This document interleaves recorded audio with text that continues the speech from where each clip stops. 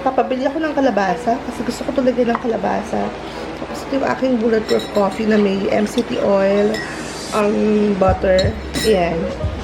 Ito yung ating lunch mamaya. Maglalaga tayo ng baka. Ito, lalaga natin itong baka. Lagyan natin ng taba. May nabibili namang separate na taba ng baka. Ang pangalan is beef fats. Ayan, nakalagay. Beef fats. Pinag-focus na sila yung camera ko. Ayan, kasi ito beef bones. Ayun na nga, hindi nag-focus kasi nakabot yung camera. And yung gulay naman natin, tinigisa natin sa ground beef din.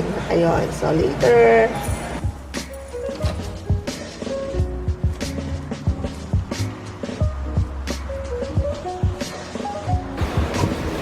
So ngayon naman mga itong pinaprepare ko para to sa dinner. Ayan, na to, beef patty. Kailangan kong bibili kayo ng ground beef. Kunin nyo yung grass-fed na beef. Ayan. So, ang nilagay ko lang dito, ay, teka yung lace ng ano ko gumagalaw camera. Ayan. So, ang nilagay ko lang dito, ma'am, ay yung Himalayan salt, tsaka pepper, and bell pepper. Ayan, nakita yung bell pepper. Ayan. Tapos ground pepper, salt na Himalayan salt. Tapos naglagay din tayo ng garlic. 3 cloves. Bulol. Ayan. So, massage ko lang para mag-incorporate yung lasa. And then, i-cling wrap natin to. Ayan. I-grill natin to mamayang gabi. So, ito na yung ginawa natin, mams, na ano, na patty. Beef patty. Ayan. Wait lang, JP, nag-vlog ako, ah.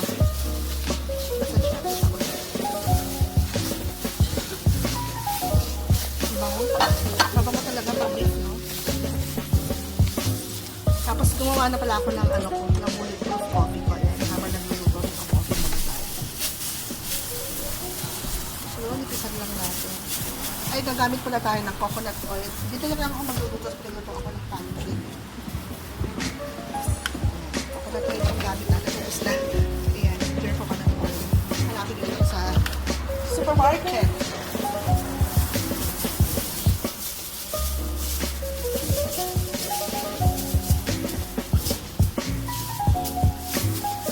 Hindi natin ma-achieve yung bilog na bilog. Mapapansin yung color. Kasi di ba syempre nakaibabaw yung ano ito. Yung kasi ilalim gano'n, no? Fresh pa rin. So wala naman tayo nilagay na kahit ng seasoning or yung mga toyo kasi bawal sa salt and pepper lang talaga. Tsaka ng pepper, and brown pepper, garlic. Yan. Kaya pala gusto ni ate na mag-breakfast ng heavy kasi madalas kasi pag sa dinner, ano, parang wala nang ganang kumain. Parang gano'n. Gusto na lang ng mga parang something na chicken, pero yung heavy na hindi ayaw ni ate kaya. Ako rin gano'n, parang, ano, tinatamad na rin ako kumain. Dahil tayo ng gloves kasi nabutas yung gloves natin.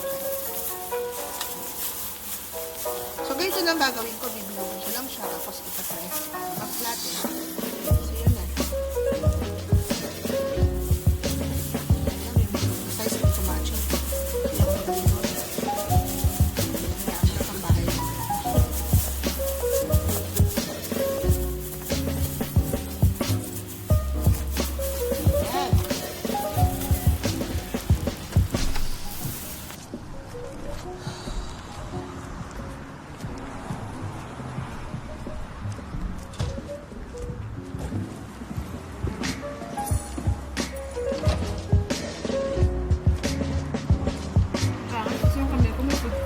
Ayan. Kasi nga nag-bake ka. Hi, moms. Gumawa si ate ng keto bread. Ayan. Made of almond flour and egg. And cream cheese. So, tatawagin natin itong cream cheese loaf. Ayan. Cream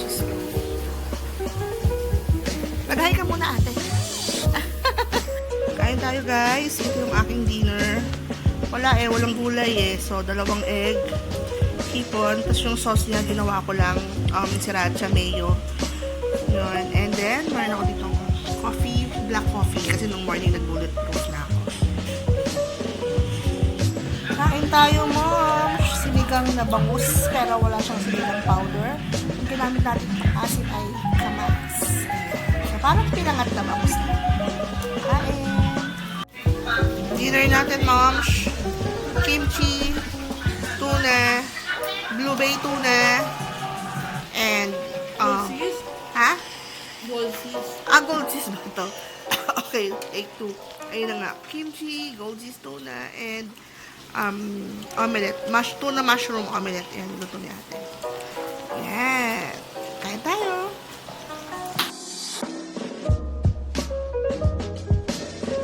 Ang sarap, mom. Ito ba sa pag-away ko? Ang sarap nito. Ang sarap ito. Sarap nito.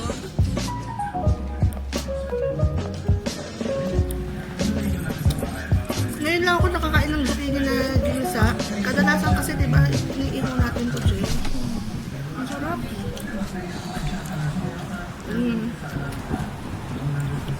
Yung pusit, tatikman mo na. Ito naman, ang ginawa ko dito, mom. Ginisa ako. Naglagay ako ng suka, toyo, ay yung amino. Nung nagsabaw siya, tinanggal ko yung sabaw niya, tapos pinakulaan ko muna yung sabaw, ay tinanggal ko muna yung laman niya. Ngayon yung sabaw, pinakulaan ko na hanggang sa parang lumapot, tapos tinanggal ko yung sabaw, binalik ko to, tapos parang pinilito ko siya doon sa pinag-anuhan niya. Then nung napipilito, nabilit ko yung sabaw, gano'n, parang sa adobong baboy. Ha? Ito ako kumakain kasi wala naman tayo ibang kakainin, yan lang. Walang rice. Okay na to. Ulo. Sarap ng puset. Ha? Kung gusto nyo ang recipe, PM lang kayo sa baba. Ayan na, mom. Sinagay na natin yung ating singkins. Nakikita nyo sa gilid, nagmamantika siya. Kasi ganun talaga ako pag naglalain eh. Pinamamantika ko yung pangalan yan, yung gata. Yan. Bango. Super bango. Tapos puro taba yung sahog. Yan. Mahirap lang kainin to nang walang rice, ano? Meron kaming dito, shiratake rice. Kaso ipa-fried rice ko pa yun eh. Hindi yun na yun. Hindi yun for today. So, ito na yung ating laing. Ayan. So, simple lang yung sahog niya. Siguro mga kulang-kulang kalahating kilong pork lang yun. Basta lagpas 1 part gano'n. Marami sa 1 part eh. Tapos yun lang. 3 gata. Mamos, 3 gata. Tapos 2 balot lang to nung dried laing na nabibili sa Robinsons. Yung mga nakabalot to na dried laing. Yan. Sarap. Fighting. Kaya mapaparami tayo. Okay guys, ito na yung ginawa natin coffee jelly. Keto coffee jelly with chia seeds. So, ayan yung chia seeds niya. Ayan. So, perfect ito sa mga nagkikrave dyan ng coffee jelly. Ayan na. Diba? Sana try nyo din tong recipe ko. Thank you all for watching. Please don't forget to subscribe, like, and share. Bye!